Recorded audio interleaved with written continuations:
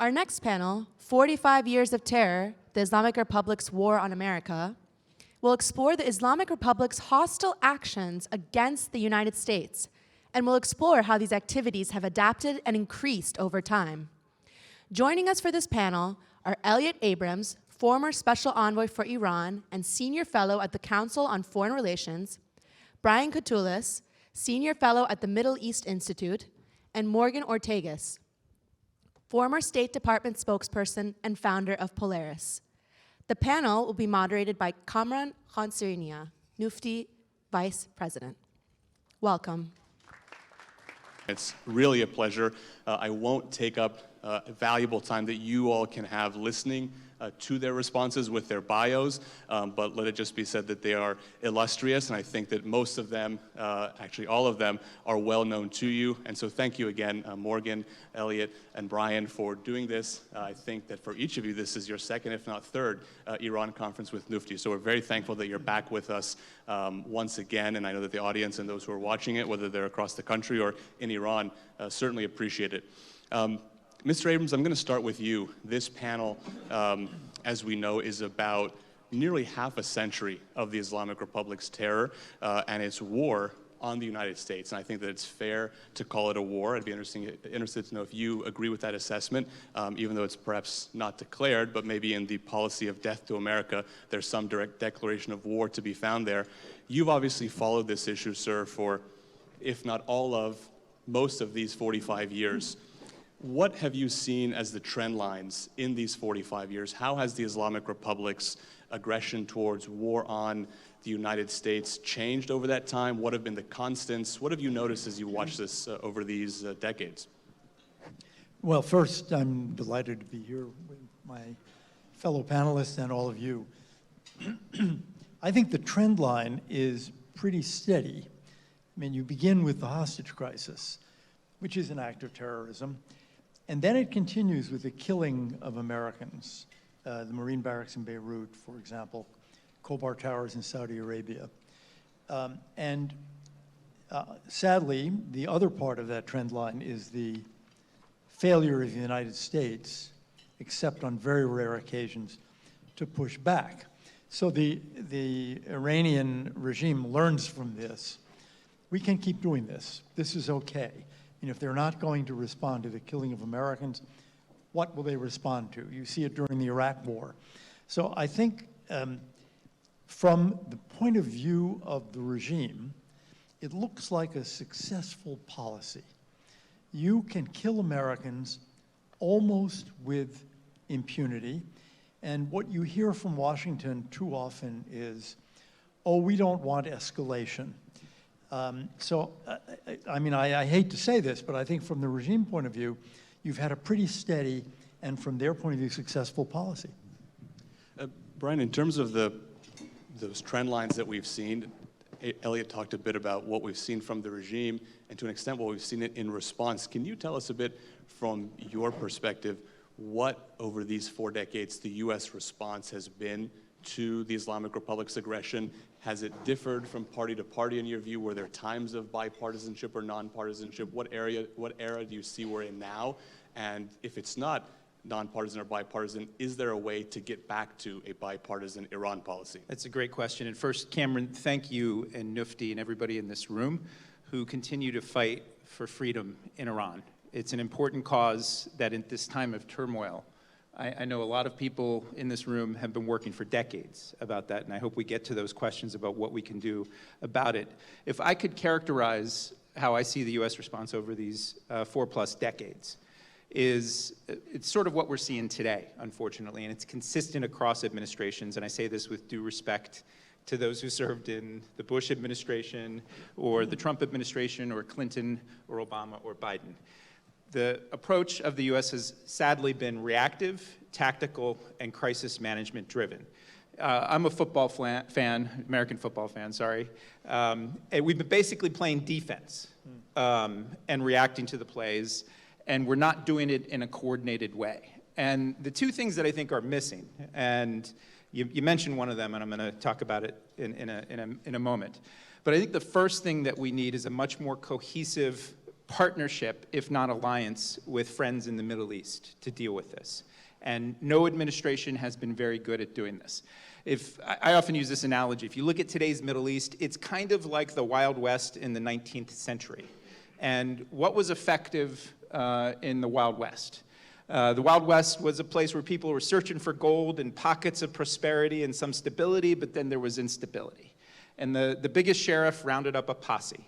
And what we haven't effectively done, and consistently across administrations, is work not only with Israel, but with some of our Arab partners, and including the peoples in some of these countries that suffer from horrible regimes like we see in Tehran. We need to actually build and construct that posse, that team, that puts Iran on the defensive and not on the offensive. The second thing, and it's so hard to do because we're 6 weeks before our election, and we'll probably get into it with our own partisan and ideological differences, and that's fine. But it should only be taken to a certain point and extent, because the divisions, especially at our times of election, and the criticisms that are issued, not just by candidates, but also by analysts who hope to go serve in future administrations, actually does not build the relationship capital and the unity that we need here at home. And if you look at the last 10 or 15 years of US policy on Iran, whether you are a fan of the JCPOA or not, this dichotomous red versus blue, and now it's increasingly divisions within parties, as we were talking about before.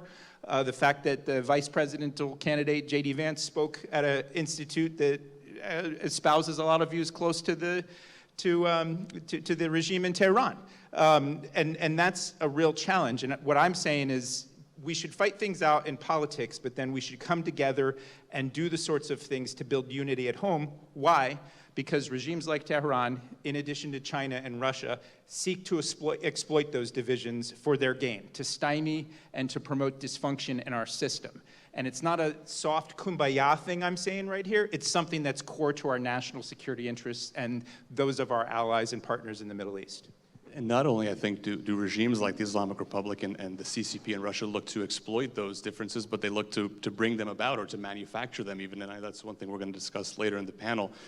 Morgan, if we look at these 4.5 decades, I think it could be said quite fairly by opponent or proponent that the Trump administration's policy was different. It differed in several ways. And there have been since a lot of conversations about the effectiveness of it. How would you assess the effectiveness of the Trump administration's Iran policy, the maximum pressure that the president, that Secretary Pompeo, that yourself, and others were instrumental in bringing about and communicating? First, and second, it is different, perhaps, from previous administrations' policies, Republican or Democrat. How did you all arrive at a place where you were willing to try something different towards the Islamic Republic? Well, thank you for the slow pitch down the middle. I appreciate that. And thank you for having me. It's always great to be with all of you. I think Brian makes a really good point. I would love to get to a place where we do have some bipartisan consensus in our Iran and Middle East policy. I think that's one of the reasons that Elliott and I and others were so critical of the JCPOA not going to the Senate. You know, if we're going to do negotiations like that, it needs transparency, it needs the light of day, and having to get 67 votes in the Senate is just really good practice, I think, for any administration, and maybe that's where we need to get back to if, for example, the Israel-Saudi deal ever gets back on track, that would need to go before the Senate. That's probably a best practice to have some continuity amongst Republican and Democratic administrations. So very simply put, in the Trump administration in the Middle East that we inherited in 2017, the initial focus was, of course, on the physical caliphate of ISIS that was in Iraq and Syria and needing to destroy that physical caliphate. We have unfortunately seen that physical caliphate come back, or the rise of ISIS, I should say, in Iraq and Syria over the past year. We see that it can now disrupt Taylor Swift concerts in Europe. So the threat, of course, is incredibly real. So that was the initial focus. And we looked at the Middle East and said, very simply, you don't need a PhD in foreign relations to get this. Maybe we should reward our friends and punish our enemies. And maybe giving our enemies billions of dollars in sanctions relief without any conditions on those sanctions relief, so they're not using the money for public health or infrastructure or schools or roads, but if they're going to use the money to continue to fund the people that kill us and kill our friends, maybe that's not a good thing. So that's why we withdrew from the JCPOA, and we, of course, as everybody knows in this room, pursued the maximum economic pressure campaign.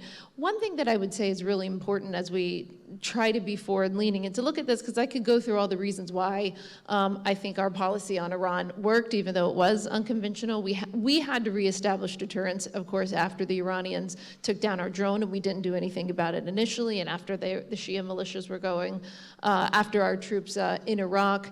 We also had to reestablish deterrence, which I think we did with the Soleimani hit, and I think in many ways that's what led to the conditions where we could have something like Abraham Accords, because our Gulf allies and Israel knew that we were going to back them. But that was, 4 years of policy. But I do want to say importantly that I think no matter, let's just say that President Trump wins the election for sake of argument, and if he's inaugurated in January, in my opinion, the fatal mistake that the Biden team made at the beginning of their administration is they sort of pretended that the last 4 years didn't happen in the Middle East. They couldn't even say the name Abraham Accords, which is just silly, right? Peace is peace. Everybody wants that.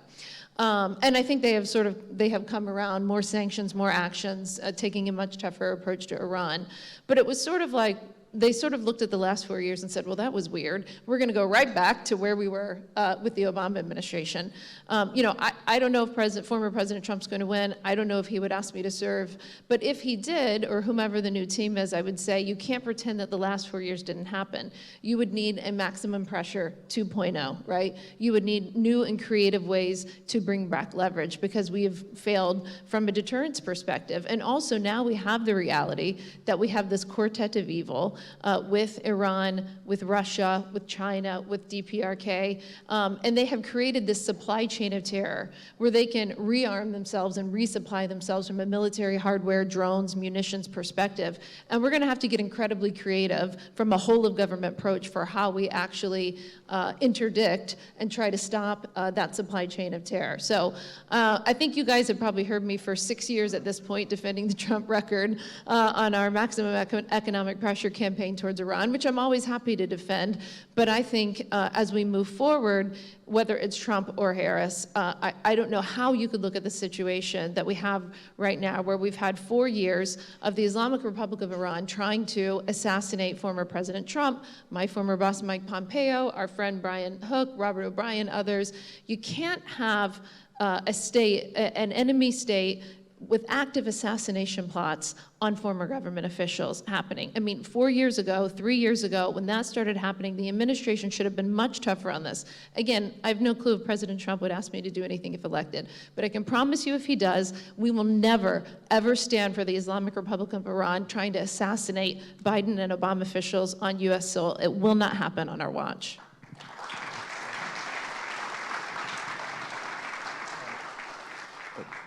Brian, Morgan mentioned this sort of quartet of the Islamic Republic, Putin's Russia, the CCP, and the DPRK.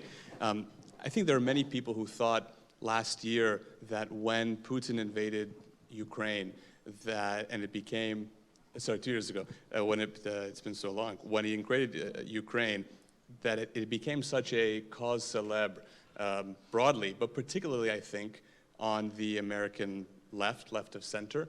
Of course, it had support from Republicans, but maybe that's dwindling slightly in some Republican circles.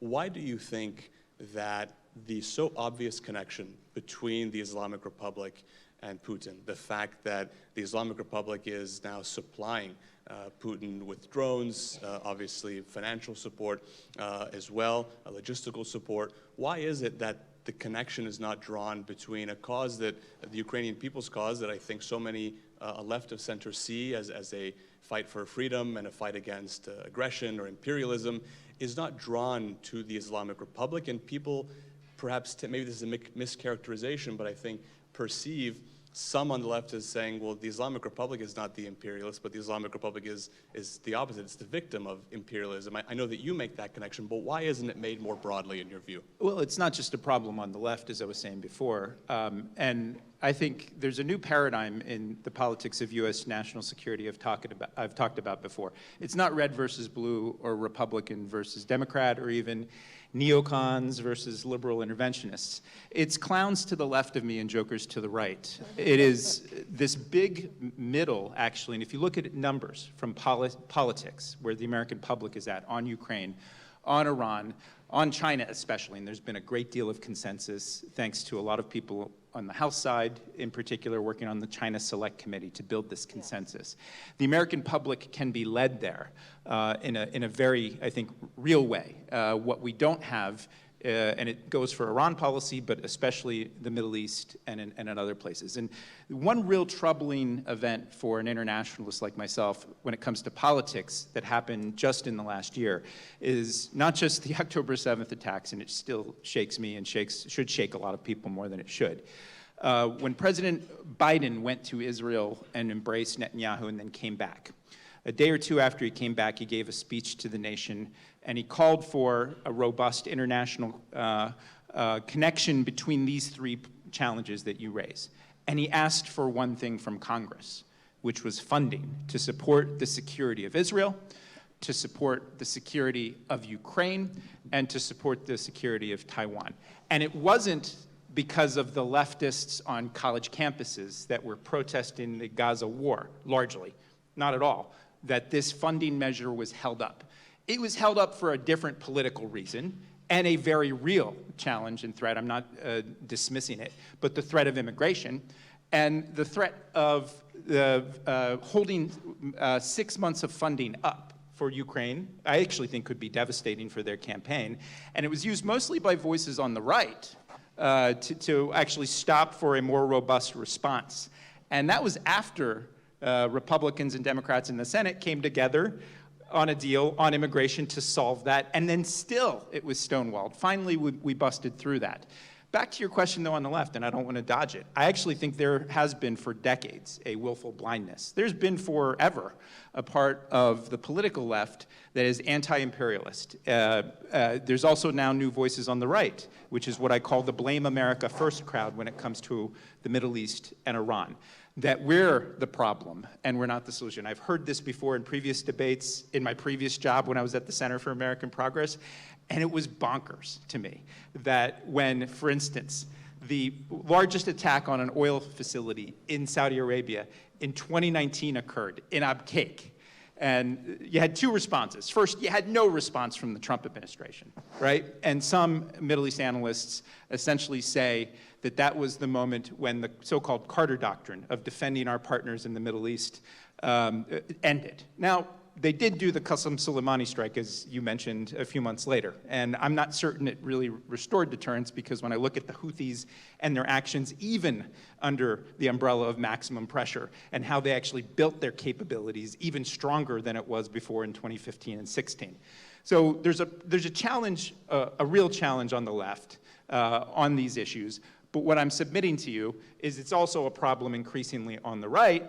And the hopeful news that I'm saying to you, and I get a sense of where this crowd is here, is that actually there is this vital center that can be built here politically in this country that I think has been built in some extent even under the controversial Trump administration on the response to Russia and what it was doing in the world. There was strong bipartisan support for measures to support Ukraine. I'm talking before the war, and to target Russia. There's a pathway there. But we're part of the issue of building that sort of trust and relationship, because whether Trump wins and you go in, and you know this when you were in there, I will be someone who is committed to America and its strong interests and giving my best advice to people that are in there. I'm not going into any Democratic administration anytime soon at all. You don't have to worry about that, anyone that's out there. But I will continue to give my constructive advice to those who are doing that. And my main advice is that you gotta actually build the consensus here at home and build that team in the region, those partners that are so essential from Israel to Saudi Arabia to Jordan, and actually engage in the Middle East. You know, I agree that there is a broad middle. but it needs leadership. And the only place the leadership can come from is really the president.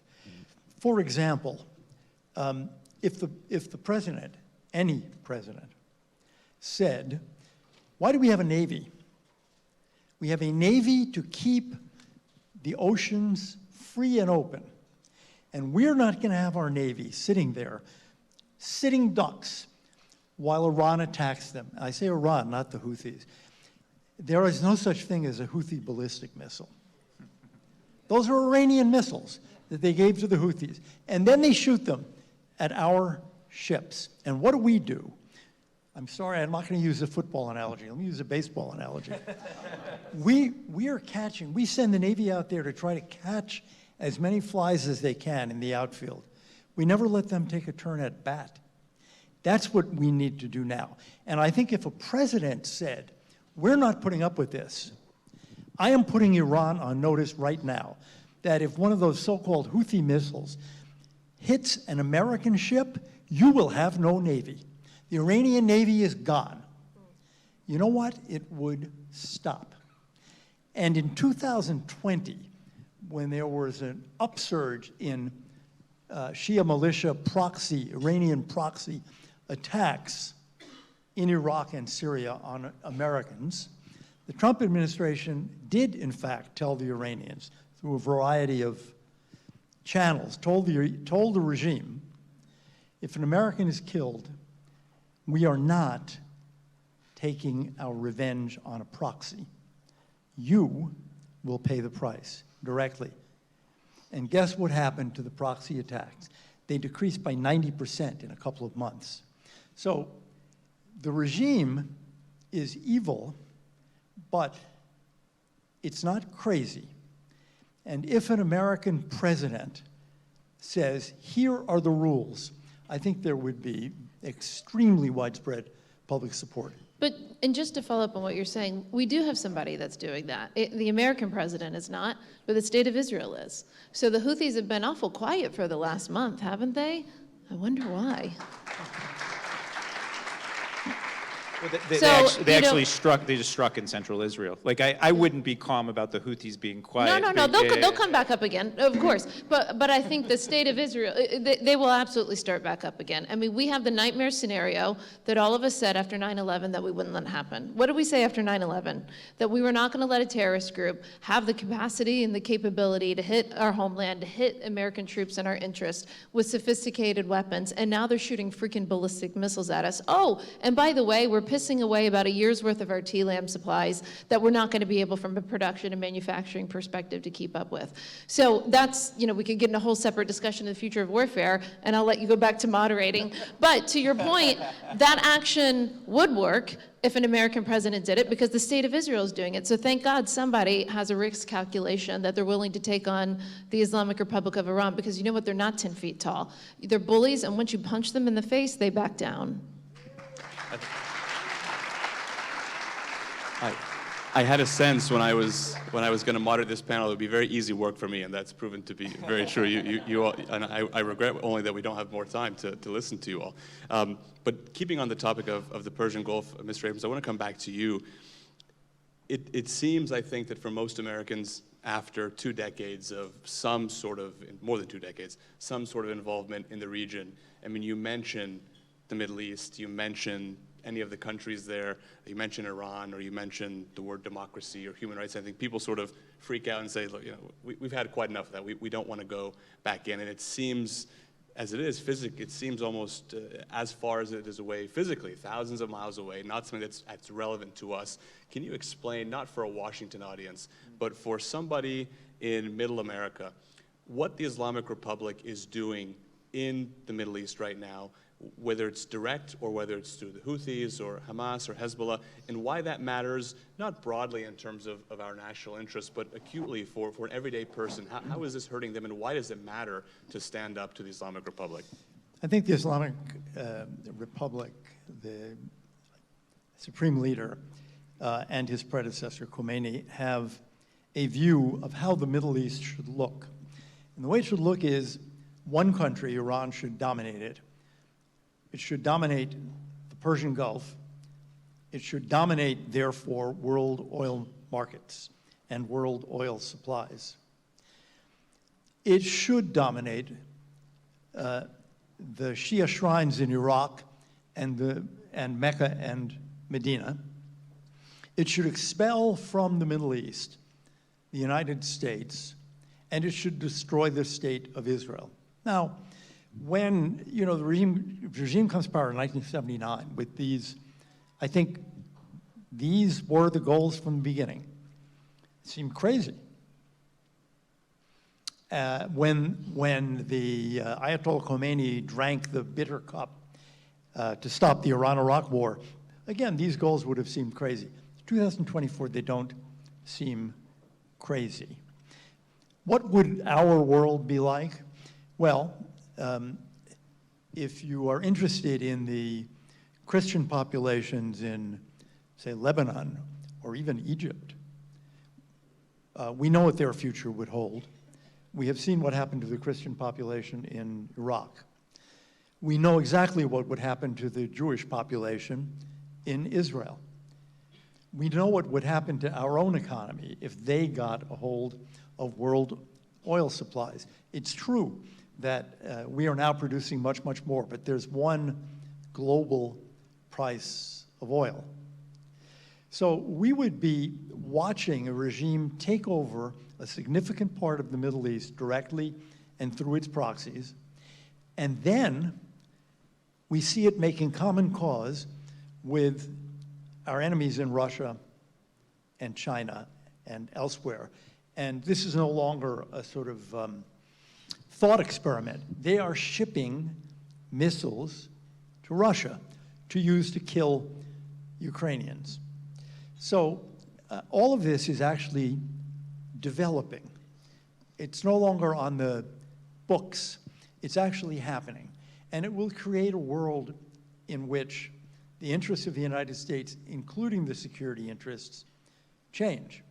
Our economy is affected, our military situation is affected, and around the corner is an Iranian nuclear weapon that really changes not only the Middle East, but the world. Didn't Al Arabiya report, I think it was Al Arabiya that reported just 2 days ago that the Russians are looking to also resupply the Houthis. So, to make this point about all of our enemies lining up together, working together in the supply chain of terror that I talked about, and that's why we're going to have this whole government approach to interdict it. Because if the Russians are now getting in bed with the Houthis, that's bad news. Yeah, but your question, Cameron, if I can answer, how you explain this to the American public. I would explain the role that Iran has played in the paradigm you mentioned of these four countries working together. I would stop with the highfalutin language and try to draw an analogy. And the analogy is this, is if anyone's ever gotten termites in their house, and termites actually chip away at the wood and the order. And Iran and its networks are now working with other partners that are chipping away at the international order, which was already frayed and fragmented and has slipped into this period that the one thing the Trump and Biden team agree on is one of strategic competition. But the fact that they're working like termites to chip away, and they always have, I think, in many ways in the Middle East. I want to highlight, I'm at the Middle East Institute.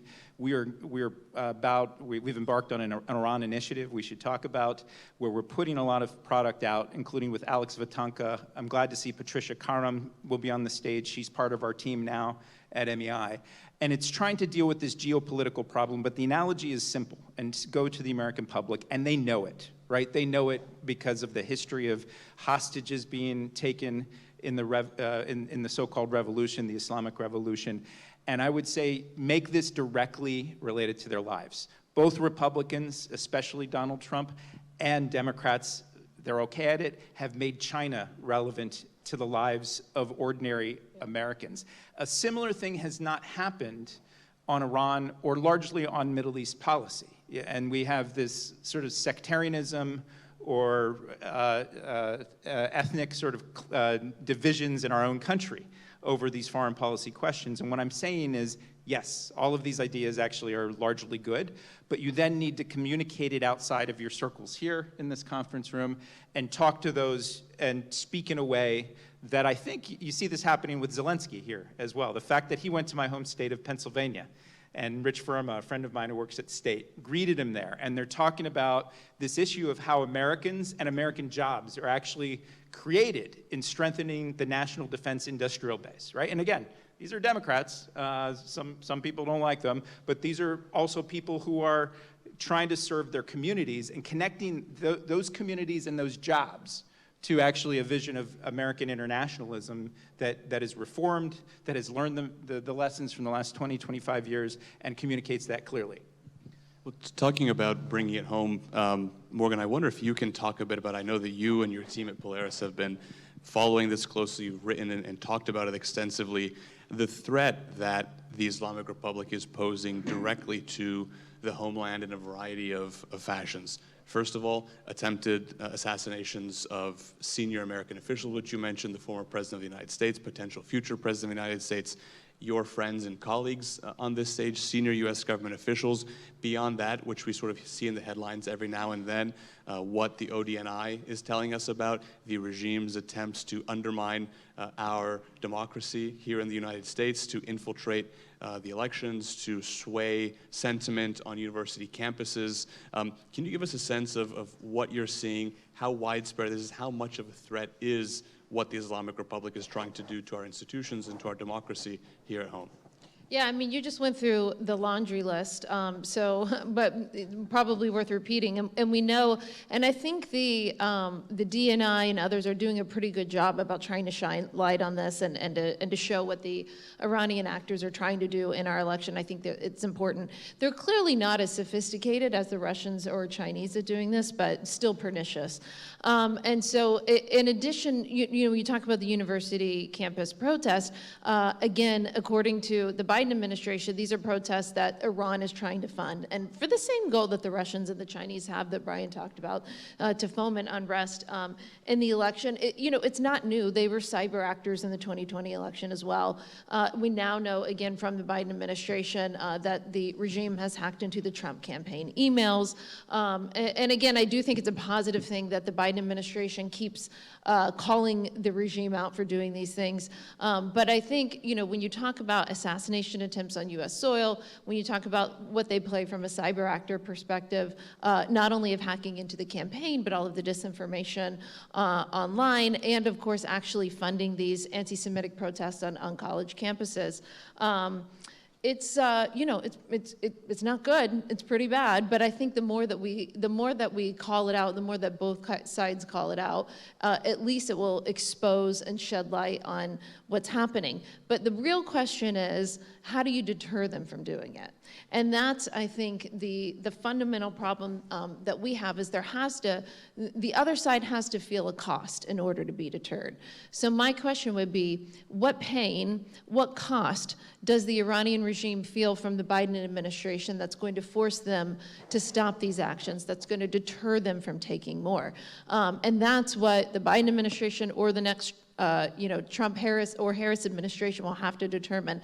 I would argue that we need to go on offense. I would argue that we have lost a lot of leverage in the region. I mean, listen, again, just to give another Israel example, when you saw that well, I don't know if Israel's totally claiming credit for it or not, but I think we all basically know the pager and the walkie-talkie attack, and of course the follow-up strikes that happen afterwards. You know, you have Hezbollah basically publicly saying, Iran, hello, where are you? And Iran's giving them the Heisman, you know, basically. It may not last forever, but again, Israel has done a much better job than the United States of actually imposing costs on people, on entities that are trying to kill their people, on entities that are going after Israelis and Americans. So again, this is not like, no one needs to go out to Georgetown and get a PhD in international relations to figure this out, right? If you don't feel that there is a cost for your action, then you're going to keep on doing it. So you got to restore deterrence by actually making the other side feel pain, and then you have to go on offense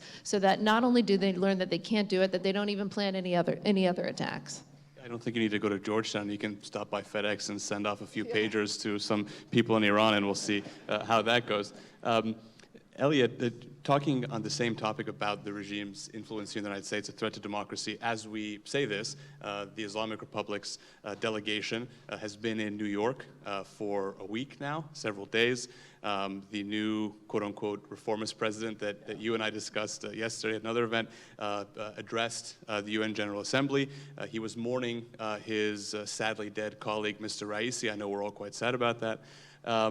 But beyond his speech at the UNGA, Javad Zarif, the former foreign minister, was on something of a media tour. He was with Christian Amanpour.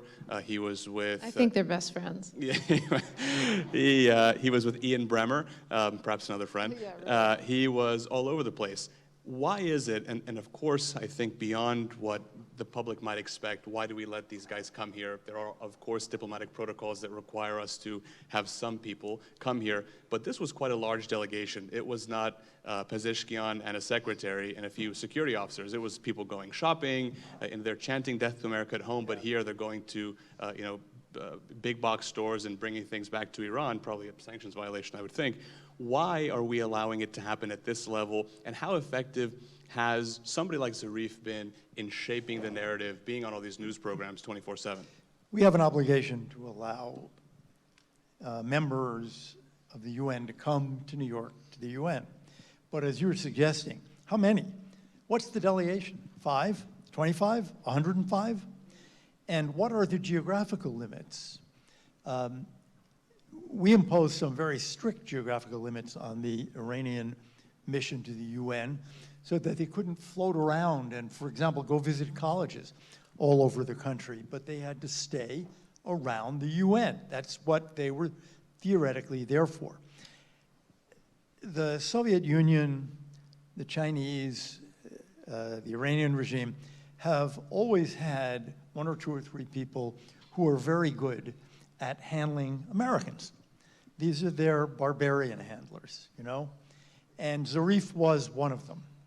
And I mean, I'll just tell you a story. I was invited to a dinner with Zarif at the Council on Foreign Relations, I don't know, 5, 6, 7 years ago. And I thought long and hard about it, and I decided, you know, nobody at that dinner is going to ask him about human rights. So I'm going to go. And I was right. I mean, there are, I don't know, 25 people at the dinner. Nobody asked about human rights, so I did. And he gave what was, from his point of view, I guess, a clever answer that worked with most audiences. He didn't say, shut up, you don't know anything.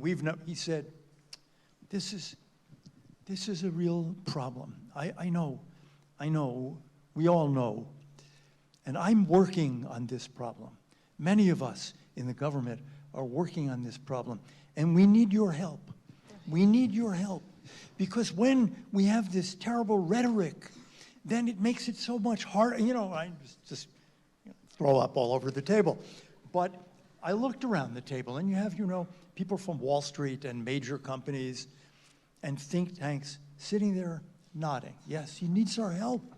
Zarif needs, I mean, it works. And that's why they kept him around so long. And now he's back. Now, we have the advantage of experience now. That is, we've all lived through watching, say, Khatami being called a great reformer. And as came up yesterday, I mean, there are some people who maybe, if they ever got power, would be reformist. Mousavi, Karoubi. So what happens to them? They're under house arrest for year after year after year after year. Others are killed, or they're in Evian prison.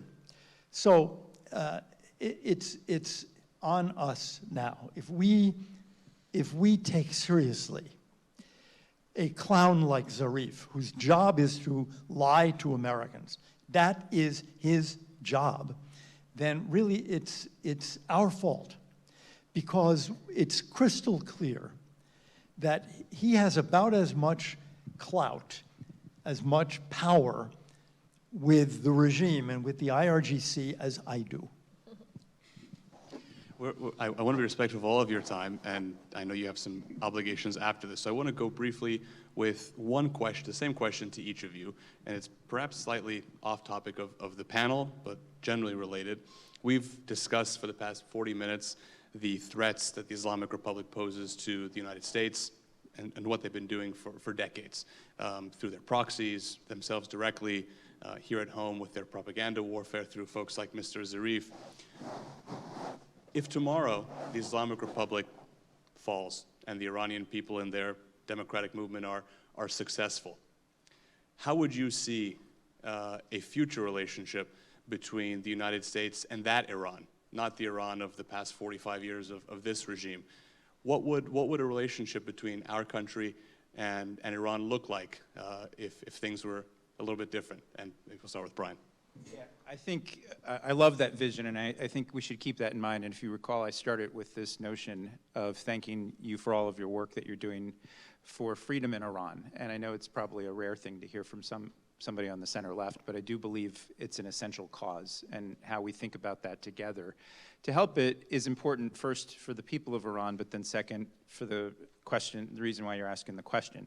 The region, I think, is already in a period of transformation. Before October 7th, I think it was becoming apparent, and a lot of the important work that the Trump administration did in the Abraham Accords, and then finally, I think after 1 year, the Biden team started actually focusing on this and these opportunities to create not just economic and security interlinkages with partners, but at a deeply held values basis, something where I think foreign policy people, unfortunately, are uncomfortable talking about it, but I'm not, is that the religious faith that a lot of people feel, whether they're Christian, Muslim, or Jew, the fact that some in places like Abu Dhabi, where you have the Abrahamic House of Faith, this is, or what Bahrain has done, there's a deeper sort of battle for values that move forward and try to create unity across the region. And today's regime, the Islamic Republic of Iran's regime, is against that battle to bring us together in unity. And there are one sort of manifestation in the scenario that you paint is that those green shoots, which I believe fundamentally will continue to grow, almost with or without the US. I think it's better with the US and with unified support. The new Iran becomes part of that. That becomes part of a region that isn't like the last 45 years that we've been talking about here. And I would suggest to you next year, and I'll sit on this panel if you invite me back, is let's actually have that Fantasyland panel. Let's do that work of what does that look like? Because there's a problem. I lead research for many researchers at the Middle East Institute, and there's a problem in our field, is that we get hit with the media news of the parade of horribles day in and day out. And then the constant questions we're asking is, what's next? The question I asked Elliott before the panel, what do you think is going to happen in the next 24 hours? The problem with that is that we then lose our sense of imagination, our sense of possibility, our sense of efficacy of what could be done, first and foremost by the people of Iran itself, but then importantly in the support networks that can be created to advance this Middle East. So I know I've gone on here, but bottom line, those termites that I talked about in my analogy, and the best way to deal with termites is you don't blow up the house, right? You actually give the necessary support to deal with those that are part of the problem. And to be clear, I'm talking about the regime when I use that analogy, not the people.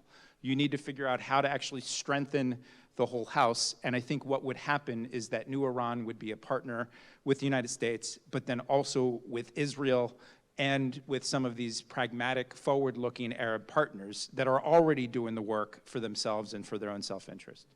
We thank you, and we'll take that as a yes for next year's conference. So I'm sure I hope the team is writing that down in the back.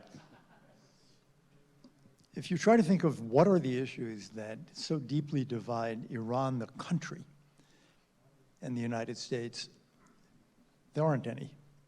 There is no reason for this hostility except the ideology of the regime. Why are they supporting Hezbollah, which the Iranian people don't want to do? Why are they supporting Hamas, which the Iranian people don't want to do? I could go on with that list. So once that stops, the relationship would very quickly turn upside down. The answer to many of the divisions between the United States and Iran today, I would say almost all of them, perhaps all of them, is democracy. When the Iranian people can choose their government, all of those policies, and the name of this panel, 45 years of supporting terrorism, comes to an end. At that point, we have a normal and friendly relationship, and we can talk about Iran-Pakistan, Iran-India, Iran-Azerbaijan, Iran and Iraq. But all of this 45 years of hostility that began with the taking of hostages would disappear, I think, very, very quickly. Thank you. Yeah, I would just say I hope and pray that one day I'm standing in a free and open and democratic Tehran. That's the hope and the goal and what all of you are working towards happening one day. You know, and as we pray and hope for that kind of future for the Iranian people, I think what Elliott brought up about human rights and what we really tried to, especially through my position at the State Department, tried to focus on supporting the Iranian people. And I think that's so important in our public messaging as we talk about policies towards the Iran. I always try to make sure that we're messaging to the American people, to the diaspora here, and to the world that, you know, our problem is not with the Iranian people, but rather with the regime that is holding their country and holding their culture and their beautiful people hostage. And so that's why words really matter. So this is why it's important when you have things like women being killed in the streets and women being beaten for the crime of showing their hair in Iran. That's why we need to support Iranian women, not just in words, but also in policy actions, and not give life and not give funds and not give support to a regime that would do that to their own women. So I think that through the work that all of you do, and hopefully through the work a lot of us who just care about the Iranian people are doing, we must continue to increase the relationship between the people of Iran and the United States and the American people to know, again, our beef is not with the Iranian people, it's with the regime. And when we do have these movements spring up in Iran, you know, like what happened with Mahsa Amini, we have to talk about it, we have to give voice to it. And if you're really gonna put human rights at the center of your foreign policy, then you can't ignore the plight of the Iranian women. Well, it's such a pleasure to have three people.